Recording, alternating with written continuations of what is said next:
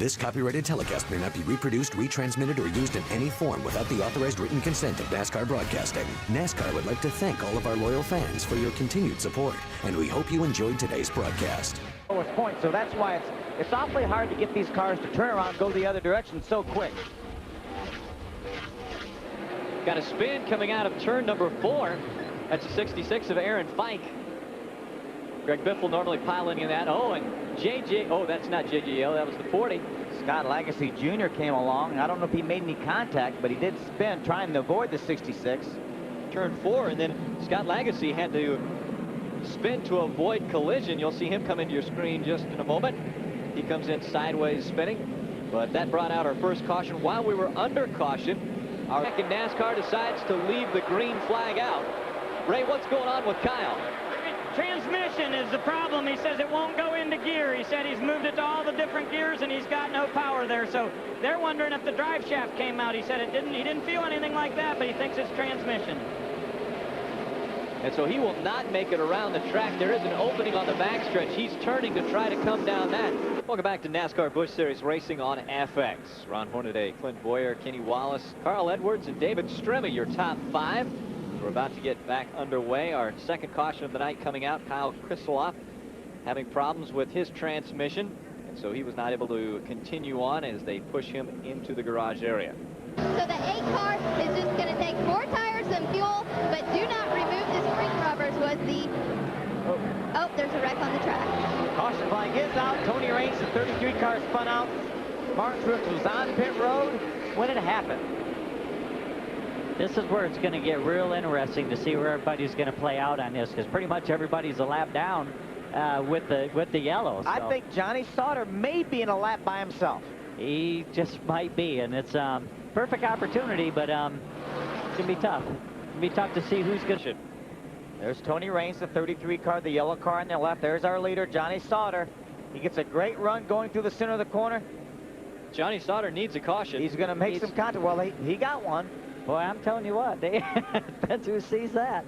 What's going to happen there? I mean, I think like that was that caution. I think Tony Raines was the last car on the lead lap. I think he was running second after Martin Truex and J.J. Yeley. Oh, yeah. We're sorry about that, Johnny. A little bit of an engine failure at the front as we got a spin and a car up in the wall in turn 3. Curtis Davis in the 0 gets spun around and into the wall in turn 3. This brings out our 4th caution of the night.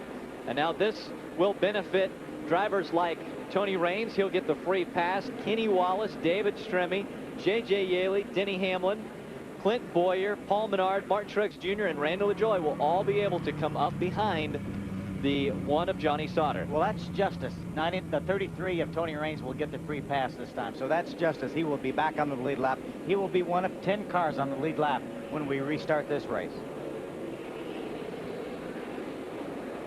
Curtis Davis getting the 0 started and back down on the inside of the track, but a lot of damage to that car. That is running in 6th. That's way off of his pace. Great move by Paul Menard there. He got a little bit of a run through the center of the corner to 1 and 2. He was able to get down to the throttle before J.J. Yeley. He was able to beat him down the backstretch into turn 3. He takes over the 4th position. J.J. Yeley on the last restart. We talked about him almost backing up. We thought something might be wrong with that car, but he has proven us wrong, and he is definitely moving back toward the front. Well, the one thing he did say he liked it, even though he was falling back a little bit. He said, I like the way it is, and as the longer runs go, he was been pretty good with it, so he probably didn't want to change it a whole lot. Wendy. J.J. Yeley's still pretty happy with his car. I just want to talk to you guys about the role that the 18 car has been on. They finished in the top 10 the last 2 races, and his best finish of the season was last weekend at Kentucky. So J.J. Yeley is definitely on a roll as he currently sits in the 5th position.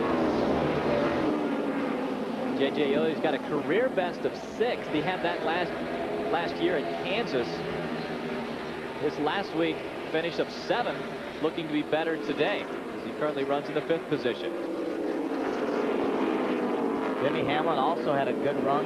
He had a good finish a couple of weeks ago in Nashville and had a great run going last week. Had some trouble, did not get the finish that he deserved. He looked like he may have had a top 5 car, didn't quite get the finish. Again, 10 trucks on the lead lap. cars. Tony Raines in 10th position right now. He's 26 seconds behind Johnny Sauter, which means he's only about 4 seconds away from being lapped if Johnny Sauter keeps up the pace he's going. There's Tony Raines right there. You see his last lap speed was about 1 mile per hour slower than our leader, Johnny Sauter. Reed Sorensen right now is the 11th place car up, point leader. He would love to see a caution flag, so he would be the recipient of the free pass and get back on the lead lap. But we're getting a report that some of our spotters up on the roof are saying that they're feeling some raindrops. As long as they don't get too heavy, it'll probably be okay. I mean, the track's got some heat in it, got cars all over the place. Probably be fine unless it really dumped on it hard here. 58 laps to go, coming up on 200 laps run the Milwaukee Mile. And there you see, there is definitely rain coming down. That's pretty big. We moved this race, the start of this race, up just a few minutes because of the fear of this rain in the area. The 2-car, Clint Boyer, is making his way down pit road. Timing could not be worse for Clint Boyer.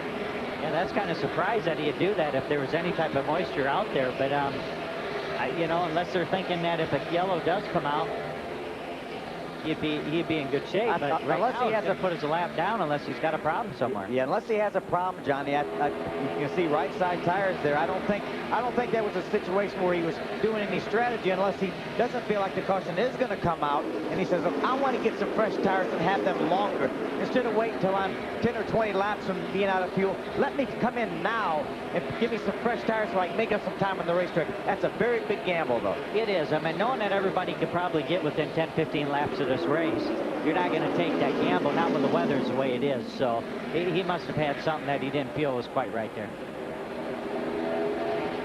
We hope we hope it was with the right side tire. If he had a problem, you see him get a little bit sideways coming off the corner there.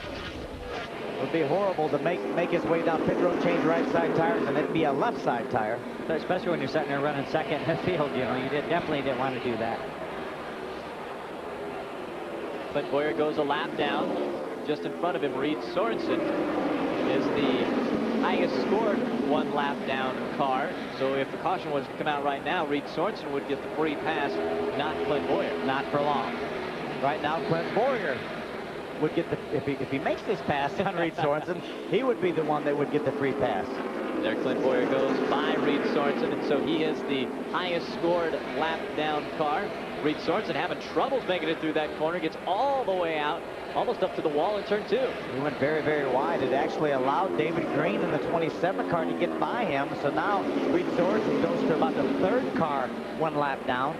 Gets back down to the bottom of the racetrack, but he's got a lot of debris on his tires where he went way high over in turns 1 and 2. You see the 59 of Stacy Coffin. Caution flag is out.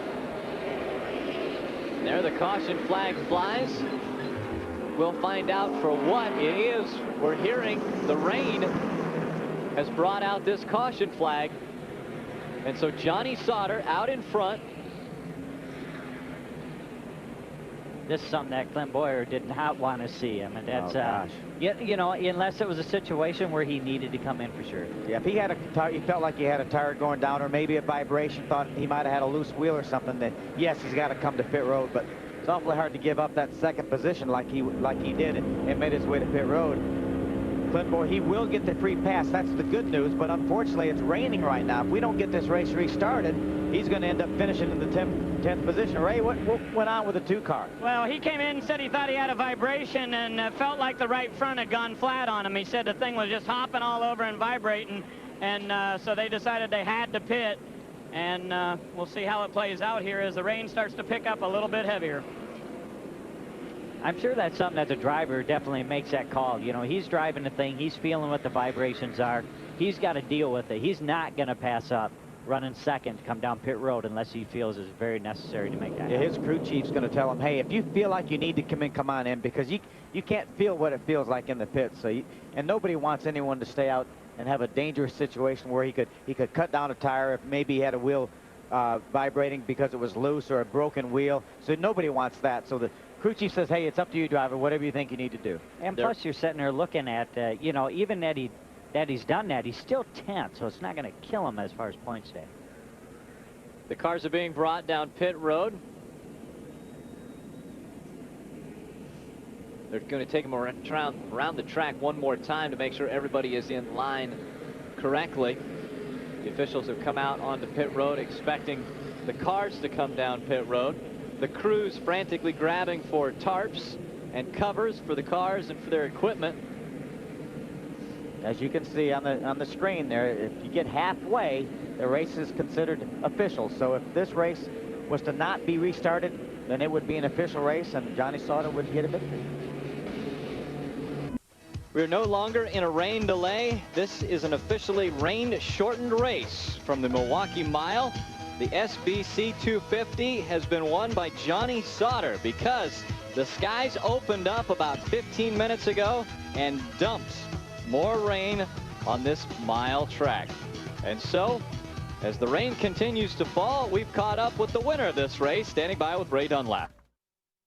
This copyrighted telecast may not be reproduced, retransmitted, or used in any form without the authorized written consent of NASCAR Broadcasting. NASCAR would like to thank all of our loyal fans for your continued support, and we hope you enjoyed today's broadcast.